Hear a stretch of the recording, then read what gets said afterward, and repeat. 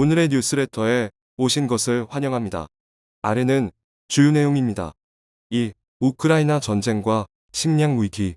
1. 푸틴의 결정, 한국이 이겼다. 식량 안보 문제는 한국의 손에 달려있다. 3. 아프리카 말라위, 국기의 태극 문양 첨가. 한국 은인, 감사합니다. 우리는 러시아의 등을 돌리지 않고 균형 잡힌 외교를 추구해야 한다. 아무도 우리의 식량 에너지 자원을 책임져 주지 않는다. 중국일의 야욕 위협을 마주하고 있는 우려선은 미국을 최우선시하되 러시아와 적당히 근거리 외교를 펼쳐야 한다. 안녕하세요. 우크라이나와 러시아 사이에 극적인 협의가 체결돼 화제가 되고 있습니다. 바로 흑해를 통한 곡물 수출에 한해서 양국이 상대방 상선을 공격하지 않기로 합의를 본 것인데요. 우크라이나 전쟁으로 인해 식량 위기에 빠진 국가들이 이 소식을 듣자 비로소 한시름을 놓게 됐습니다. 이런 가운데 러시아가 이런 결정을 내리게 된 진짜 이유 중 하나가 아이러니하게도 한국 때문이었다는 사실이 밝혀져 충격을 주고 있습니다. 때문에 미국 재무장관도 한국을 찾아와 미국의 자원 대위기를 막기 위해 한국을 찾은 것으로 드러나는데요. 대체 러시아는 왜 이런 결정을 하게 됐으며 그리고 한국이 이번 합의를 통해 어떤 이득을 보게 되었는지에 대해 지금부터 자세하게 설명해 드리겠습니다. 전 세계가 수년간 기근에 빠질 수 있다. 무거운 침묵으로 다른 이들의 반응을 기다린 유엔 사무총장은 말을 이었습니다. 다시 말해 수많은 이들이 굶어 운명을 달릴 수 있다. 그의 말이 주는 의미는 사뭇 달랐습니다. 제3세계인 아프리카 태평양에 위치한 국가들만이 아니라 소위 말하는 선진국들에도 식량 위기가 닥쳐올 것이며 이 위기에서 자유로울 수 있는 이는 아무도 없을 것이라는 이야기였죠. 특히 러시아가 초래한 식량 위기는 3년간 씻을 수 없는 상처로 많은 이들에게 실제적인 위협이 될 것이라는 경고를 남겼습니다. 유엔은 현재 식량 위기를 타파하기 위한 구체적인 실행 계획과 예산을 확보하고 현재 당면한 불안을 잠재우기 위해 인원을 움직였습니다. 유엔 사무총장이 엄중한 경고를 남길 정도로 식량 위기는 이제 남의 일이 아니게 되었습니다. 각국 역시 실제로 이러한 변화를 몸소 체감하고 있습니다. 가장 눈에 띄는 변화는 가격이었죠. 통화량이 급격히 늘어나 인플레이션으로 인해 일시적 가격 변화로 생각했던 이들이 떨어지지 않는 식량 가격을 보면서 생각을 고치게 되었습니다. 세계은행 WB도 심각성을 깨닫고 세계 식량 위기를 타개하기 위한 20억 달러, 한화 15조 원 상당의 추가 자금 지원을 발표하며 재빠른 움직임에 나섰습니다. 일찍이 원조를 위해 30조 원 가까이 예산을 확보한 세계은행은 거기에 더해 15조 상당의 금액을 추가로 더 투입한 것이죠. 이 모든 시작은 러시아 우크라이나 전쟁이었습니다. 러시아가 우크라이나 수출 통로를 들어막고 우크라이나에서 생산되는 밀을 외부로 보내는 것을 막게 되면서 혼란이 시작되었는데요. 우크라이나는 기름진 토양과 넓은 땅을 가지고 있어 이곳에서 나는 밀은 우수한 품종으로 많은 이들의 사랑을 받았습니다. 전 세계 밀 수출량의 25%를 차지하는 유럽의 빵 바구니라는 소리를 들을 정도로 우크라이나가 세계 곡물 시장에서 차지하는 비율은 엄청나죠. 그런데 러시아가 밀 수출은 물론이고 밀 재고까지 통제에 들어가면서 밀을 수입받아야 할 국가들은 물론이고 밀 가공으로 먹고 사는 나라들까지 모두 전쟁에 포화해서 자유로울 수 없게 되었습니다. 푸틴은 밀 수출과 관련해서 여러 국가의 항의를 받았으나 움직이지 않았는데요. 오히려 밀을 받고 싶다면 우크라이나를 버리고 러시아 편을 들 것을 종용했고 러시아와 함께 곡물 위기를 타개하자는 어이없는 소리를 했습니다. 푸틴도 이 사실을 잘 알고 있었고 밀을 볼모로 협박을 한 것입니다. 당연히 조 바이든 미국 대통령과 서방 세계는 푸틴에 대해 맹비난을 가했죠. 논의는 제자리 걸음이었고 푸틴의 생각은 변하지 않았습니다. 그동안 많은 국가들이 제때 식량을 공급받지 못해 많은 이들이 운명을 달리했습니다. 아프리카 여러 국가들은 밀을 제대로 공급받지 못해 길거리에 사람들이 쓰러지는 일들이 일상처럼 일어났고 심지어 중국에서 밀을 제대로 공급받지 못해 사람들이 고통받는 모습이 방송 화면에 잡히기까지 했는데요. 오죽하면 아프리카 국가들이 모인 단체에서 푸틴을 찾아가 제발 곡물 수출을 허용해달라고 읍소할 정도였으니 하나의 전쟁으로 수많은 이들이 허탈할 정도로 목숨을 쉽게 잃게 되었습니다. 그럼에도 푸틴은 눈 하나 깜짝 않는 모습을 보였습니다. 우크라이나도 쌓여있는 곡물을 수출해 분자금으로 써야 하다. 돈을 전혀 받지 못해 전전긍긍하던 차였죠. 어떻게 보면 우크라이나의 곡물이 수출되면 푸틴에게 있어 전혀 이득이 될 것이 없으니 남의 눈치를 전혀 보지 않는 푸틴의 당연한 처사였습니다. 그런데 점점 세계가 절망으로 빠져들 때쯤 뜻밖의 일이 벌어져 화제가 되고 있습니다. 우크라이나 러시아 양쪽은 흑해를 통한 곡물 수출 협상안을 극적으로 타결하면서 전쟁 발발 이후 약 5개월이 지나서야 비로소 숨통이 트이게 된 것인데요. 물론 여러 제약 조건이 걸려 있지만 조금이나마 수출이 가능해지면서 세계 곡물 문제 해결에 실마리를 얻을 수 있게 되었습니다. 그런데 전 세계는 러시아가 내세운 제약에 집중하게 됐습니다. 러시아가 내세운 제약은 한국 기업이 운영하는 곡물 터미널 등 일부 기업을 통해 수출되는 곡물만 승인하겠다는 것이죠. 이 소식에 많은 국가들이 쌍수를 들며 환영했는데요. 아프리카와 태평양 등 먹고 사는 것이 급한 국가들은 당장의 국민들의 안위가 중요했기 때문입니다. 특히 전쟁으로 인해 곡물이 우크라이나에 묶여 있는 동안 우크라이나 곡물 터미널을 열고 곡물 사업을 벌이던 한국 기업 포스코 인터내셔널은 식량 안보의 실마리로 급부상하게 됐습니다. 포스코는 식량 사업에 있어 일찍이 그 중요성을 눈치채고 곡물 터미널을 세계 곳곳에 지어 곡물을 확보함과 동시에 이를 안정적으로 공급할 수 있는 공급망 확보에 주력했습니다. 식량 안보라는 개념이 한국에 알려지기도 전에 포스코는 식량 안보가 중요하다는 것을 깨닫고 미리 선제적으로 준비한 것이죠. 어느 한 국가나 단체 혹은 소수의 단체가 만약 식량을 무기로 삼아 다른 국가를 협박해 원하는 것을 얻으려고 한다면 식량을 볼모로 잡힌 국가는 꼼짝없이 그 요구 조건을 들어줘야 합니다. 이런 사태를 방지하고자 각 국가에서는 식량 자급률을 높이려고 하는데요. 한국은 안타깝게도 식량 자급률이 높은 편은 아닙니다. 식량을 생산할 수 있지만 수요에 맞는 공급을 충당하기에는 모자른 것이 사실이죠. 그래서 많은 양의 식량을 외부에서 수입해오고 있었습니다. 포스코는 한국의 식량 자급률을 주목했고 이를 해결하고자 사업을 추진한 것입니다. 우크라이나 곡물 터미널 건설과 식량 수출은 이를 내다본 선견지명이었죠. 물론 위기도 분명 있었습니다. 포스코가 우크라이나 전쟁으로 인해 타격을 입자 야심차게 추진했던 사업이 전반적인 재검토가 들어갈 정도로 고민에 빠졌었는데요. 그러나 식량의 중요성이 더욱 높아지자 곡물의 수요가 폭발하는 것을 본 포스코 내부 관계자들은 사업을 철수하기보다 계속해서 키우는 것을 결정했고 이를 위해 과감한 투자와 인내가 필요하다고 판단한 것이죠. 덕분에 포스코 인터내셔널은 전쟁 기간 중 곡물을 계속 보관하면서 사업을 접지 않고 계속 유지할 수 있었습니다. 그런데 이 덕분에 많은 수의 곡물을 보유한 포스코 인터내셔널은 수출 기회를 잡으면서 이전보다 상승한 가격으로 곡물을 팔 수 있게 된 것입니다. 포스코가 오랜 인내를 거친 덕분에 식량난으로 고초를 겪던 국가들이 숨통을 열 수 있게 된 것이죠. 현재 곡물 터미널에 보관된 식량은 대략 11만 5천 톤 밀과 옥수수, 보리 등 다양한 곡물이 보관되어 있는데요. 이 물량이 외부로 풀리게 된다면 당장의 식량난은 해결할 수 있을 것으로 보입니다. 아프리카들만이 아니라 미국과 유럽 등 곡물을 필요로 하는 국가들이 비싼 값을 주고서라도 구입하려고 준비 중입니다.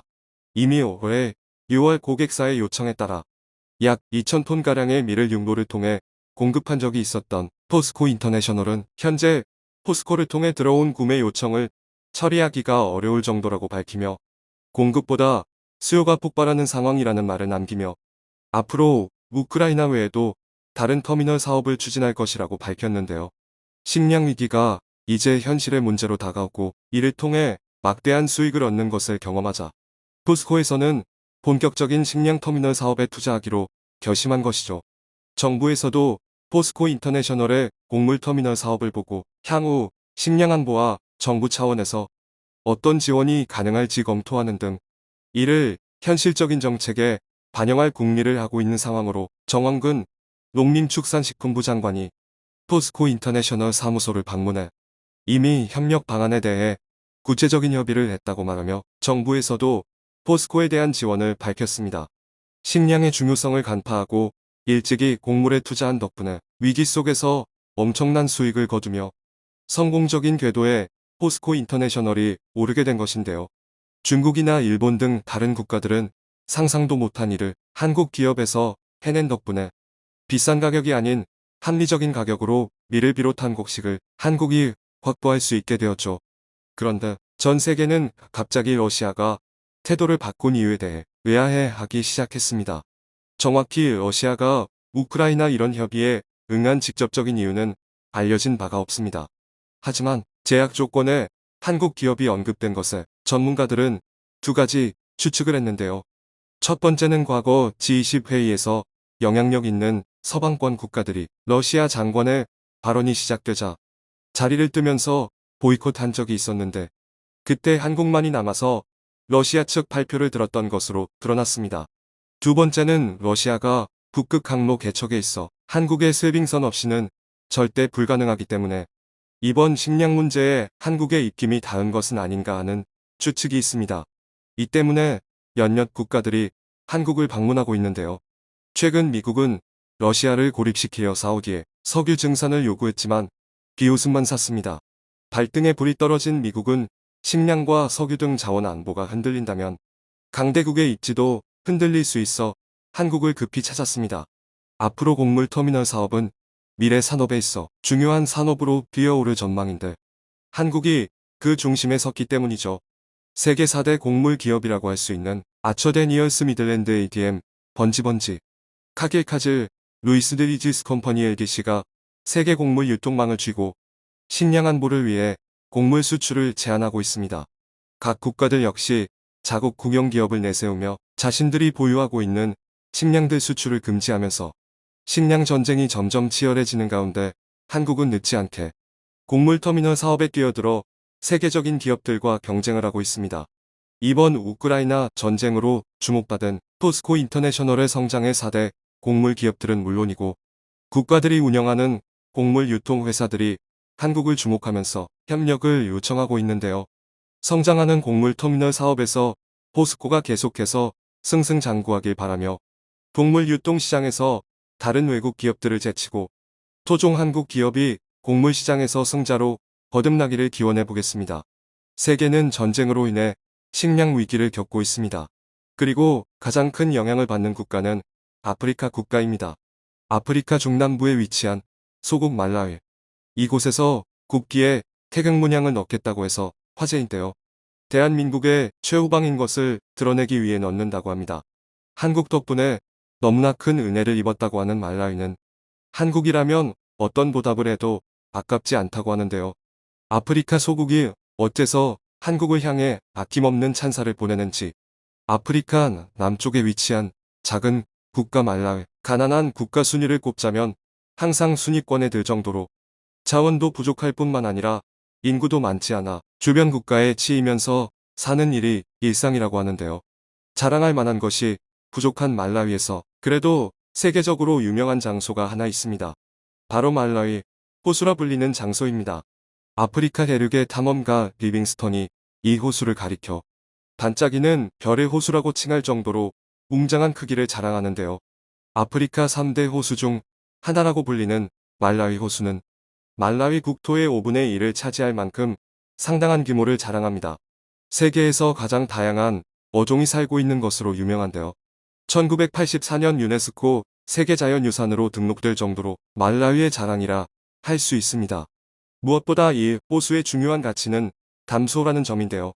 아프리카 남부 지역 특성상 건기와 우기가 교차되는 일이 빈번하기에 안정적인 물 공급이 어렵다는 점을 생각한다면 말라위 호수를 가진 말라위는 이러한 걱정에는 자유롭다고 할 수 있습니다. 문제는 말라위가 이 호수를 독점적으로 소유하는 것이 아니라는 점인데요. 상당한 크기를 자랑하는 말라위 호수는 옆 나라 탄자니아도 소유권을 주장할 만큼 큰 크기를 자랑합니다. 탄자니아는 이 호수를 가리켜 비아사오로 부르죠. 소유권을 엄밀히 따질 수 없을 정도로 두 국가 사이에서 호수를 둘러싼 다툼이 지금까지도 이어지고 있습니다. 2012년에는 탄자니아 말라위 대표단이 다른 국가인 모잠비크를 찾아가 소유권 판단을 내려줄 것을 부탁할 정도이죠. 탄자니아는 이아사오를 국제법 전통에 따라 양분해야 한다고 주장을 펼쳤습니다. 분쟁 지역이 두 지역에 걸칠 경우 절반 정도 소유해야 한다는 것이죠. 아프리카의 거대 호수차도 역시 비슷하게 여러 국가가 소유권을 주장했기에 각 국가가 일정 부분 지분을 소유하는 것으로 합의를 보았죠. 차드, 니제르, 알제리아, 카메룬이 차드호의 지분을 소유하고 있습니다. 하지만 말라위는 탄자니아의 주장이 일방적인 주장이라며 절대 받아들일 수 없다는 입장인데요. 과거 1890년 식민통치 당시 영국 독일의 협정인 헬골란트 잔지바르 조약에 의해 영토가 나뉜 것을 바라보면 명확한 경계가 그어져 있고 호수 역시 그 경계에 명확하게 표시되어 있다고 주장한 것이죠. 카이로에서 열린 비동맹 정상회의에서도 기존 경계를 준수할 것을 요구하며 과거 식민지 시대 영토 경계를 존중할 것을 말라위는 요구한 것입니다. 한치의 양보가 없는 이 호수 분쟁은 국제사법재판소 ICJ 회부까지 갈 정도로 양 국가 모두 치열하게 대립했죠. 하지만 뾰족한 결론은 나지 않았고 호수를 둘러싼 갈등은 심해졌습니다. 무기를 든 탄자니아 병사들이 말라위 호수를 침범할 정도였죠. 말라위 역시 무기를 들고 탄자니아와 싸우려고 했으나 탄자니아 병력에 비하면 보잘것없는 수준입니다. 말라위가 현재 보유하고 있는 병력을 다 합치면 1만 명 수준. 실제 싸울 수 있는 병력이라고 해도 5천 명이 채 안 되는 수준입니다. 탄자니아와 싸운다고 해도 승리를 장담할 수 없는 상황. 가난한 국가이기에 따로 무기를 구입하는 것도 어렵기에 말라위는 호수 분쟁에서 불리한 위치에 놓여 있었죠. 자칫 잘못하면 원래 호수를 차지하던 말라위인들이 영토에서 쫓겨나야 할 수도 있었지만 말라위인들은 다행히도 한 국가의 도움 덕분에 영토를 지킬 수 있었습니다. 바로 대한민국이 이들을 도와준 것이죠. 국내에 위치한 소구경 화기 제조업체 ST모티브는 아프리카 동남부에 위치한 말라위의 K2 소총 1100정과 독자 개발한 K2 카빈 소총 1000정을 수출했습니다. M16 소총을 주력으로 사용하던 말라위는 연한이 오래되어 제대로 기능하지 못하는 소총을 들고 싸울 수밖에 없어 불리한 위치에 있었습니다. 말라위군은 마침 새 총을 찾던 중에 우연찮게 한국 소총을 발견하게 되는데요. 한국 K2 소총의 놀라운 위력과 건조한 지역이나 습한 지역 그 어디에서도 잘 작동되는 모습에 반한 말라위군은 한국에게 소총 지원을 부탁합니다. 한국 정부와 ST모티브는 딱한 이들을 위해 K2 제품을 수출하기로 결정. 말라위군의 전력에 큰 보탬이 되었죠. 이미 아프리카 지역에는 한국 총기를 사용한 국가들이 상당히 있었습니다. 나이지리아는 물론이고 세네갈에서도 한국 소총을 사용하는 이들이 있었으며 서방 세계의 총기와 비교해도 전혀 모자라지 않는 화력에 오랜 내구성을 갖추고 있어 험한 지형인 아프리카에 최적화된 총기라는 평가를 들었죠. 말라위도 다른 아프리카 국가와 마찬가지로 한국 총기를 갖추게 되면서 전력에 큰 보탬이 되었습니다. 심지어 한국은 K2 총기만 수출하는 것이 아니라 레이저, 표적지 시기를 비롯 피카티니 레일과 조준경 등 액세서리까지 같이 지원해 주었죠. 이뿐만 아니라 특수전 교관을 비롯한 총기 사용자를 파견, 이들의 전투 훈련까지 한국에서 도와주겠다고 나선 것입니다. 말라위는 한국의 도움에 깜짝 놀랄 수밖에 없었는데요. 무언가 도와준 일이 없었음에도 불구하고 한국의 친절에 감동을 한 것이죠. UN 평화유지군 PKO로 활동하면서 아프리카 곳곳에 기지 건설은 물론이고 인프라 구축에도 도움을 준 한국인들은 과거 한국이 6.25 전쟁 직후 고통받는 기억을 가지고 있기에 예전 아무것도 없던 과거 모습을 말라위인에게서 발견한 것입니다. 감정이입을 하게 된 한국은 말라위인에게 친절을 베푼 것이죠.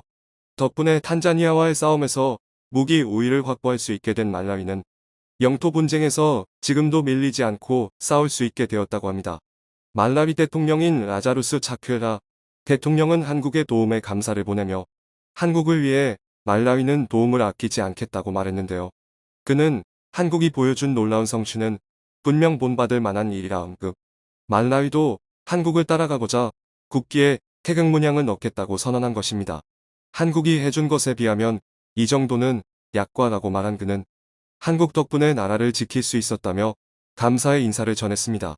한국은 말라위에게 무기 지원만이 아니라 인도적인 지원도 아끼지 않았는데요. 특히 민간 부문에서 말라위를 위해 헌신적인 지원을 한 일이 많았습니다. 말라위인들은 한국인의 도움을 잊지 않았는데요. 그 중에서도 김대식, 알렉산데르 신부가 보여준 헌신에 많은 말라위인들은 눈물을 흘리며 감사의 인사를 보냈죠. 짐바브웨에서 봉사활동을 하다가 말라위를 알게 된 김 신부는 말라위의 처참한 현실을 도저히 그냥 볼 수가 없었다고 하는데요. 그는 치료가 필요한 아이들에게 의료 서비스를 제공하는 한편 진짜 급한 의료적 도움이 필요한 아이들을 한국에 데리고 가 한국 의료 서비스를 받을 수 있게 물심양면 도와주었습니다. 한쪽 다리가 절단된 아이를 한국에 데리고 가 치료를 해준 것뿐만 아니라 제대로 먹지 못한 아이들에게 음식을 나눠주고 교육이 부족한 아이들을 위해 말라위에 학교를 건설하는 등 말라위 시민들에게 성자라는 칭호를 들을 정도로 헌신을 했습니다. 그의 행동에 감명을 받은 이들이 말라위에 관심을 보이기 시작했는데요. 한국의 대양대학교는 말라위의 현실에 충격을 받고 이들을 위한 도움을 찾다가 학교까지 짓게 되었다고 하죠. 대양상선의 정육은 사장이 사재를 털어가며 지은 대양대학교는 말라위 수도 릴롱비 외곽에 지어졌습니다. 간호대학교와 정보통신기술대학교가 산하에 있었는데요. 처음에는 조그만 게 시작했던 학교는 점점 규모가 커졌습니다. 2022년에 들어서 61명의 졸업생을 배출할 정도로 규모가 늘었다고 하죠. 가난한 국가인 말라위에서는 고등교육을 받을 수 있는 곳이 드물고 설사 있다고 해도 학비가 비싸 고등교육의 기회를 받지 못하는 게 일상인데요. 대양대학교는 말라위 아이들을 위해 학비를 저렴하게 책정하는가 하면 장학금을 제정, 말라위인들이 고급 교육을 통해 가난을 극복할 수 있게 도움을 주었습니다. 덕분에 많은 말라위인들은 교육의 혜택을 받고 가난에서 탈출했다고 하죠.